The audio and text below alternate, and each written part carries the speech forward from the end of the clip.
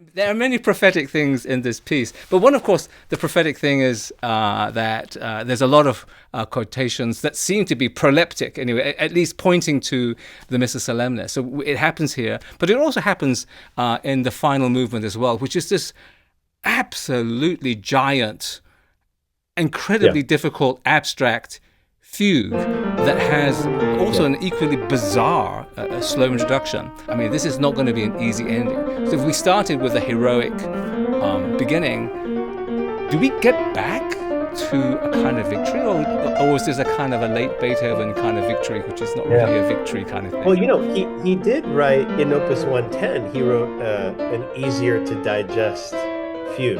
Yes. And it's more Bach-like, and it has a clear arc of redemption, and it ends with like such a resonant conclusion that the audience, I think you can walk away from that, and it's sort of easy to kind of think, okay, I think I know what I just lived through. I think a lot of people at the end of the Hammerklavier will wonder, what was that, just a hot mess, or like what did I, and I mean, I think that the reason for that is that, his what you said about late Beethoven endings, sometimes he has a way of well, it's like the end of Opus 101, or uh he I mean, this is something that, when you're playing it, you realize that he could have ended it much more um satisfyingly, in sense of consuming it. But what he left us with is something that, um to be honest, like, we'll have to edit this part, because like when I think about when I play, it's like perfect. The end, It's a it's like perfect absolutely end. perfect. It's perfect for the piece, Yes. because you've tried so hard, and you worked so hard, and you get there, and that's what you get. Like, this is what you're left with, uh, and and that's, you know, it's this terse, mysterious, but this is it. This is the end, because he stacks the trills and the motive, and we get to B flat, and we made it there. And I want to go study the piece more, and what the hell was that? And like, I like, that's the thing. It merits, like great literature. You have to go and study it and figure out what just happened. Anyway, we're talking a lot about the end, but you mentioned the introduction, Yeah, let's talk about which the is introduction, and let's talk about the introduction and try to figure out what's going on there. Because again, it's one of these introductions that Beethoven does later in his life, where it's like a kind of content of the big first page of the book. Here are the contents, kind of thing. But maybe not. It's like he's just throwing in a whole lot of stuff. We don't know what's going on. Yeah, it feels like, well, there's stuff like this in the Ninth Symphony and the Missa Solemnis, and it feels like searching for the next movement. And so, you have the falling thirds, that you fall through thirds, and you try this kind of contrapuntal music in this key. No, I'll stop. Let me fall another third. I'll try this kind of contrapuntal music. I'll pause that, maybe not. And then I'll fall another third, and then I'll try something really energetic, with three voices, and then that'll stop. And then I'll unravel it some more, and then I'll write some staggered rhythms, falling thirds, and then I think I found the subject, and we're in F, and then no, we're in B flat, and here we go. Here comes the fugue subject. So it's like you're put in the mind of someone who's creating, um, and uh, and of course it's linked by these falling thirds, Right, the right? falling So, thirds are in the uh, bass. They almost form very yeah, strange modulations, really, that are sort of third yes, based. yeah. Yeah. Yeah, because each stop on the each station, is because that's not how we're taught to modulate. No, it's very Uh, weird. yeah, yeah, yeah. So each key area sounds very different than the next. So again, I'll use anachronistic, or inappropriate analogy with technology, but like switching to a different station, or a like, it's almost like, do I want to listen to this? Let me try this, and then, but finally you settle on what you're gonna, spend 13 minutes or whatever, like, Right. and it's an aggressive subject. It's marked, risoluto. There's strength in it, and the trill becomes almost just a caricature, right? Like, and the energy of the trill. I mean, I remember when I first heard the piece, that is what I was left with. Just the trills just blowing up all over the instrument. Um, just shocking, Yeah, the whole no. thing kind of shake. I mean, literally shakes with these trolls Yeah. actually, and they become almost an object in their own right, and they sort of fly across the keyboard. It's very hard to do, I'm sure. And then it's like, what is this? What's going on here? It's like he's sort of lobbing these trills at you in this piece. Yeah. So the piece begins as if. I guess for Beethoven, it's like I've just written this extraordinary slow movement. Now, what next? And so he's kind of searching for this thing, and then he settles on this. I mean, a fugue that has never been heard hitherto before. This kind of extraordinary fugue, and as you said, it's full of rigor, energy. I don't know. I think of the word violence because it's quite dissonant. I mean, some of the Yeah. voice leading That's is good. not really normal. It's this a new No. kind of Yeah. voice leading that doesn't even sound at times like it's right.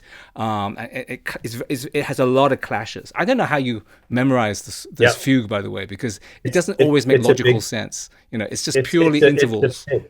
Yeah. Yeah, there are moments where I will say the interesting thing is the more you work on it, I mean this ha it actually actually my family has been hearing it a lot, my kids and they're like, "Oh, but it's very understandable, this piece." Like because if you just sort of if you listen to it a lot, and you really break it down and you start hearing where things go, it makes a lot of sense. I mean, and maybe there might be some challenge because of, the resonance of the modern instrument. Some people think that, oh, and it's true if you hear forte piano, maybe there's a little bit more clean, because when you smash a bass note, there isn't quite like the length of that sustain, So we have a little challenge there, but I think it's very understandable. The problem is it's very difficult. Technically, like it's very difficult, and you can get totally stranded, just because something didn't quite work, and because the continuity is relentless. Yes. um, there's nowhere to. It's very difficult to latch back on. It's Yeah, like it's it's like like it's giving you a new logic, and you have to learn that new logic, and then you just keeps going, and it doesn't stop. And the fugue. The subject gets. I mean, he subjects that subject to all kinds of things. So he turns it upside down. He inverts it. He even shifts the rhythm, right? So that yes, the strong beats are on the weak beat. So the whole thing sounds so strange, but it it's all sounds. very Yeah, logical. yeah, It's all yeah, there. Yeah, yeah. and it Yeah, it's builds up. almost like a crazy set of variations, basically, on like in a fugal, treatment. Um, uh, Yeah, absolutely. And there is even again, a return of a quasi-religious Right. atmosphere in D major. So we even get that Yes, the Mr. coming Solemnis back. comes back, as it were, and Yeah, right, right. Yeah. completely out of the blue again. Yes. And it Yeah, yeah, seems to be yeah. like, oh, this is a religious moment. But then Yeah. somehow it gets kind of cancelled, as it were, by the return of the fugue, and the whole thing The sort of return of the smashes it energy up. yeah, yeah. So how? I mean, what? I mean, as a pianist trying to interpret a work like this where he's not really giving you an easy solution. So you've got this sudden religious sort of chorale-like thing, and then this aggressive fugue comes back and breaks it up, and then it moves towards some kind of victory parade, but the victory parade never really gets to the ending that you think it's going to get. I mean, how do you interpret all this stuff? Or do you just say, I just got to play it? Or do you have to think it through interpretatively for yourself? I think you have to like you just have to really have a sense this is essential, is feeling the key areas, and understanding like where we're going and how we get back to B flat, especially in the area you're talking about as we get to the end. The feeling of being in the solar system is because things get pushed outside the piano. If in an earlier Beethoven piano sonata, or you were working mostly here, suddenly you're working there a lot, but then you'll go there and you'll go. So the use of register is very disorienting. You have to listen to the tonality to bring you to where you want to go, desperately, so you really do have to work. I mean, when you read what pianists have said about this, who've played it a lot and who, are known for playing it, there's always a common theme of the piece taking longer than other works to kind of feel like something. And again, that's mirrored in Beethoven's own method of writing the piece, which there's no and in preparing the cycle, this piece takes up so much more of your time than anything else in the cycle because there's nothing else Mm. like it. So yeah, it just you have to be able to follow the voice lead, like Yes. and really infuse it. So for you, Yeah. basically, the logic, the structure of it just keeps you going in a way that helps It's you so hold it together. beautiful. Yeah, well, because like in the religious moment in D major, then as we start to come back and there's a bass line that creeps in, and then we hear the theme in F, but like in inversion against itself, it sounds like a battle. By definition, the struggle to get clarity and achieve so, and then the theme is the stretto, right? Is the key because the stretto is in fugal writing, it's when things pile in on top of one another faster and faster and faster and faster.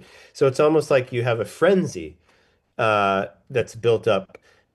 If a fugue is a conversation, although I don't know what kind of conversation this one would be. It's like so energetic, but like the frenzy is people are just getting more and more breathless and more, and this is what is key to the sense of the ending here, right? Yeah, there is this sense, I think, in late Beethoven, particularly with the Hammerklavier, where there's a kind of an undoing of things. It's not like it's a culmination in the sense I put it all together, I synthesized everything, and now we've reached the monumental peak and victory is assured. This is more like I'm Yeah. completely undone. Like this Yeah. thing is like almost falling apart, but I'm putting it together here. I Right. mean, normally with fugues, you're expecting a harmonious ordered ending. I mean, Bach fugues are like, yeah, this is supposed to be a cosmic order, but this is almost a Right. cosmic order that is in slight disarray. And he's not making it easy for you. And I think that's the idea here, that even the Right. ending, those big chords are not even on the downbeat. They're not even the first beat of the bar. They're kind of all. I mean, you can't, the audience can't hear it, but when you're reading the music, it's like this is all in the wrong place. You're absolutely right. And the concept of like after you've just written your longest sonata ever, like you've written, how to end a piece to give the people what they want. You know how to you we know the Waldstein ending. We know that, he again, always he knows what he's doing when he's writing a short piece, a piece for this kind of right. He his control over his medium. So, when he chooses to end a 40, 45 minute, whatever composition that's unprecedented this way, he knew exactly what he was doing, uh, to the audience and to the performer. Yes, yes. It's like saying, okay, I know what I'm doing, so go figure, go work it out. Yeah, I think that's the yeah, challenge of the Hammerklavier. It's such an amazing piece. And I truly look forward to your performance of this to launch this amazing Beethoven cycle for Camerata Pacifica. And I'm sure everyone is looking forward to hearing this amazing, epic journey that you're about to take us on. Thank you very much for your yeah. time, Gilles. Great pleasure. Great pleasure speaking with you, Daniel. Bye bye. Bye.